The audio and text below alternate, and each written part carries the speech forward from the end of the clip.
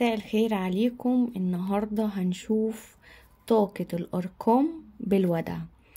عايزة كل واحد يشوف الفيديو النهاردة يختار رقم يكتبه جنبه أو يعني يحطه في باله أو في دماغه، وتعالى اسمع الرقم اللي انت اخترته. لازم تكون مصدق ومقتنع ان ده جايلك صدفة علشان تشوف الطاقة بتاعتك كويس جدا.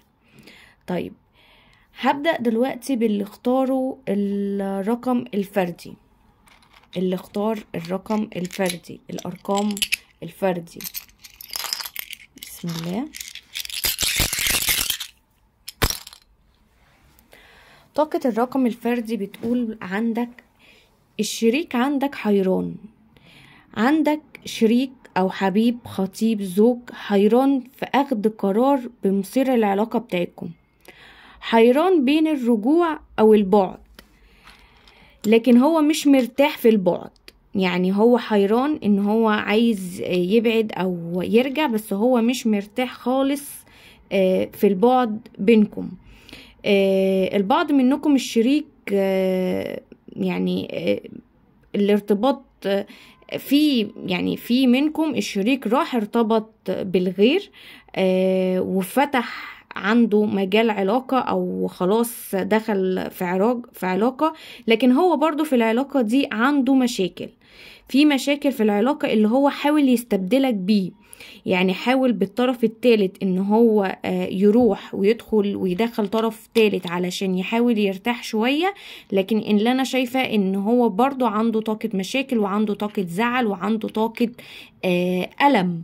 يعني ألم بخصوص دخول كمان الطرف الثالث، وان هو مرتاحش معاه، برضو مرتاحش ولسه بيفكر في الرجوع، عنده حيرة ما بين الرجوع يعني معاك تاني ونهي العلاقة الطرف الثالث اللي هو دخله. بيغير عليك وبيراقبك، بيغير عليك وبيراقبك، بيغير عليك وبيراقبك جدا جدا، وانتوا كمان بتراقبوه وبتحاولوا تنسوا. البعض منكم بيراقب وبيحاول فعلا ينسى الشخص ده، بيحاول ان هو يطلع من الطاقة ديت وينساه على قد ما يقدر. بس اللي انا شايفاه في الطاقة ان انتوا برضو مش قادرين، رغم ان انتوا عارفين بوجود الطرف الثالث، ورغم ان انتوا عارفين ان الشخص ده جرحكم جدا ومش قادرين تفتحوا له تاني مجال، لكن برضو لسه بتراقبه. هو كمان بيراقب برضو، وهو كمان مش مرتاح، وهو كمان ما بقاش قادر يخبي الطاقة، او ما بقاش قادر يخبي حتة ان هو مبسوط من غيرك، او خلاص مش عايز يرجع تاني. طيب انتوا مش قادرين تتخطوا الموقف دوت، او مش قادرين تنسوا البعد ده. في حزن جامد جدا عندكم، في عندكم حزن مؤثر سلبيا عليكم، في فقدان في الامل. يعني انتوا خلاص، في البعض منكم حاسس ان هو مفيش امل خالص في الرجوع، دايما التفكير فيه، وعندكم أرق وعدم نوم في ارتياح. والبعض التاني بينام بعدد ساعات كبيرة جدا بصورة متواصلة، لكن عشان ينسى، يعني عشان يهرب من النوم، وعشان يعني بيهرب من الواقع في حتة النوم والحاجات دي. عندكم غيرة وشجن وحب، بس مفيش خلاص بقى ما بقاش فيه اظهار مشاعر زي الاول. انتوا مخبيين المشاعر بتاعتكم. يعني انتوا حاسين ان انتوا لازم تخبوا المشاعر ديت، عشان حاسين ان انتوا انجرحتوا قوي، وان اللي حصل مثلا من الشريك او من الحبيب لا، يعني كان لازم ما يحصلش، او ما كانش لازم ان هو يعمل معاكم الموقف دي. ففي منكم واخد الموضوع بحزن وألم، ومع ذلك مخبي خالص كمان ان هو بيمر بظروف وحشة، او بيمر بألم، محتاج ان هو يتكلم، ومحتاج ان هو يفضفض شوية، لكن بيهرب بالنوم. البعض منكم فعلا بيهرب من النوم، بيشغل نفسه بأي حاجة تانية غير النوم. يعني في منكم بينام، وفي منكم بيشغل نفسه في أي حاجة تانية، أي حاجة تانية. المهم ان هو ما يفضلش يراقب في الشريك دوت، او ما يفضلش ينتظره، لكن للأسف بيرجع برضه وبيراقب، وبيرجع يراقب كمان بطاقة أجمد، وبطاقة فيها زعل وحسرة وحزن جامد. أنا شايفة إن هو كمان بيخفي المشاعر تجاهكم. أنا شايفة إن هو كمان بيخفي المشاعر يعني تجاهكم. هو كمان عايز ما يبينش هو بيمر بإيه، وهو كمان عايز يقول إن أنا كمان مش تعبان، او مش زعلان، او مش ندمان. لكن الطاقة بتاعته بتقول عكس كده خالص. الطاقة بتاعته بتقول ان هو ندمان، وان هو عايز يرجع، وان هو في مراقبة. واللي اختاروا الارقام الفردية ليكم رجوع، وقت الحيرة، ووقت القلق، ووقت الحاجات دي هتنتهي. لان الشريك هيطلع الطرف الثالث من حياته، لان هو مش مبسوط معاه، ومش قادر يكمل معاه، ومش قادر يفضل في الحيرة برضو ديت، ومش قادر يفضل اللي هو يعني يراقب بس من غير ما يكون في ردة فعل. ان شايفة منكم نسبة كبيرة قوي من اللي اختاروا الارقام الفردي. انت عندك رجوع مع الشريك، وعندك خروج للطرف الثالث، وعندك كمان تواصل قريب جدا معاه، وهيكون في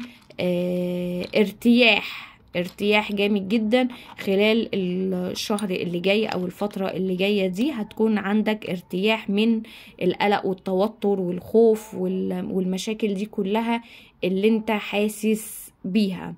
اختيار الرقم الفردي، عندك رجوع مع الشريك، لان هو كمان سؤالك، هو كمان بيفكر في الرجوع، وهو كمان مش مرتاح خالص خالص خالص مع الطرف الثالث اللي دخل حياته. وهو دخل حياته عموما علشان يحسسك بالندم، او يحسسك ان هو مش فارق معاك، مش فارق معاه الموضوع. طيب تعالى نقول اللي اختاروا الرقم الزوجي. كده احنا خلصنا طاقة الرقم الفردي، وان شاء الله في رجوع بينك وبين الحبيب، عشان هو فعلا محتاج ان هو يرجع، ومحتاج ان هو يكون معك. بسم الله. الرقم الفردي،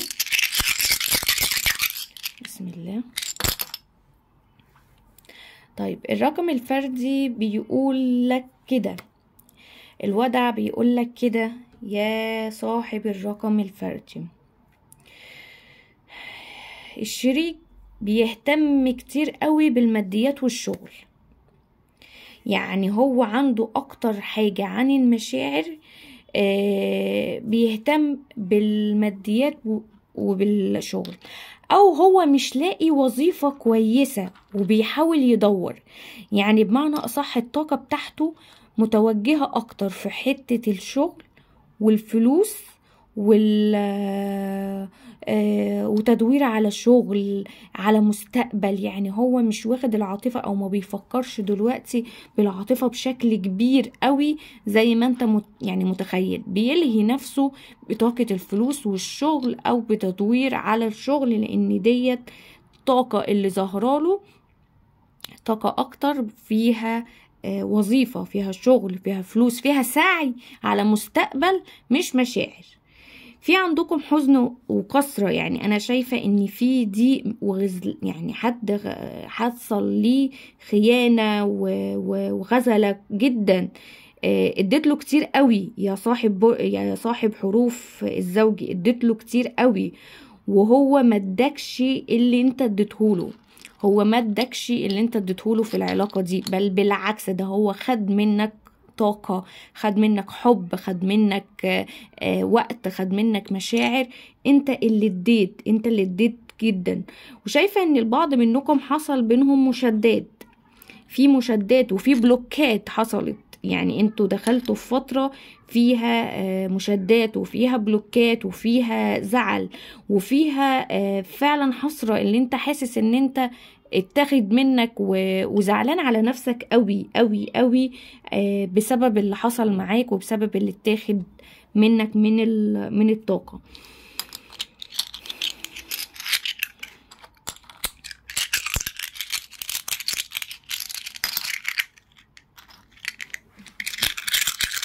طيب الفترة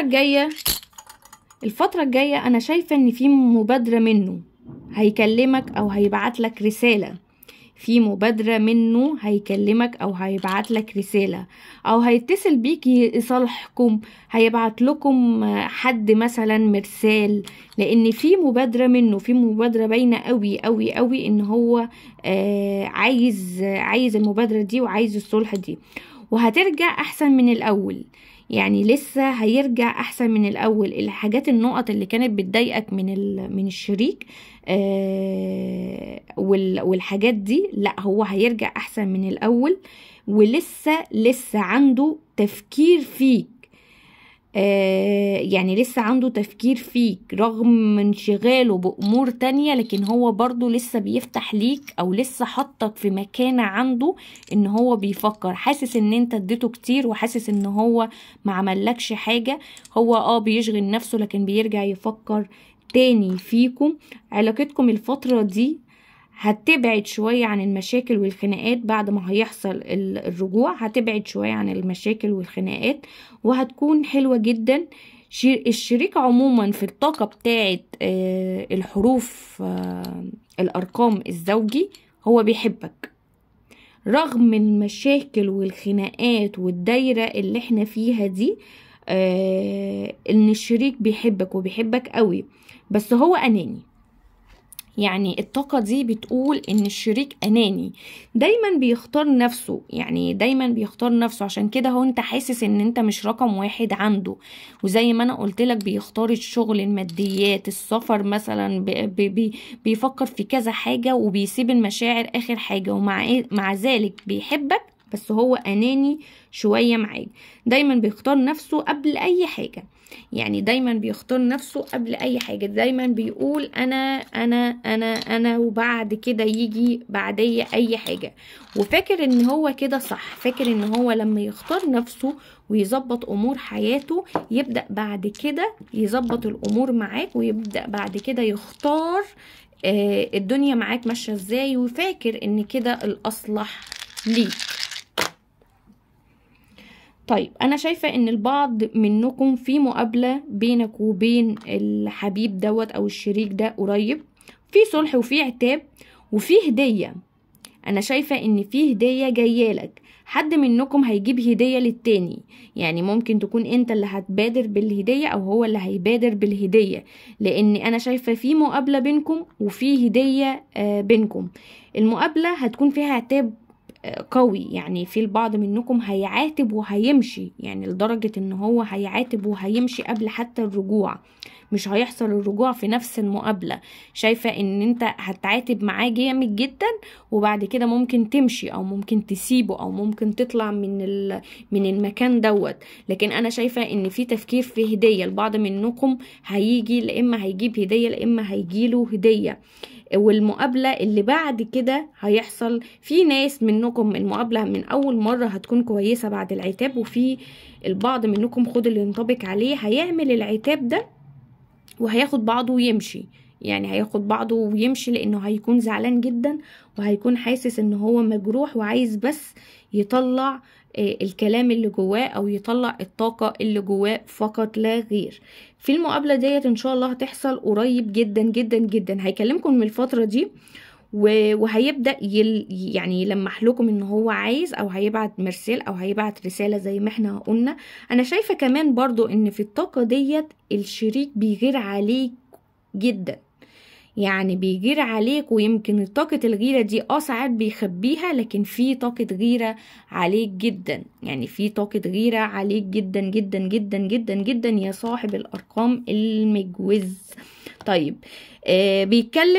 بيتكلم مع حد او بيتكلم في الموضوع دوت ان هو عايز يرجع الفترة دي كمان بالذات، يعني الفترة دي بالذات اللي احنا داخلين عليها هيبدأ يتكلم مع حد، ان كان مرسال او حد هيقنعه ان هو خلاص مادام ان هو شايف ان هو ظلم او شايف ان هو ندمان، يبدأ ان هو يبعت مرسال او يبعت طاقة يخليكم خلاص تفتحوا وخليكم تدوله فرصة تاني. مش عايز يضيعك من بين ايده. انا شايفة ان هو مش عايز يضيعك من بين ايده، رغم ان هو اناني، بس اناني في الحاجات ان هي زي ان هو يبقى في رقم واحد في كل حاجة، ينجح الاول في حياته، ينجح في الحاجات دي، لكن برضو مش عايز يضيعك من ايده، مش عشان بقى الانانية، لا، علشان طاقة الحب. وطاقة الحب ان هو مش عايز يخسرك خالص، وبيغير عليك جدا على فكرة. هو ما عندوش طاقة مراقبة قوي يعني، بس هو بيغير عليك جدا، في طاقة غير عليك جدا.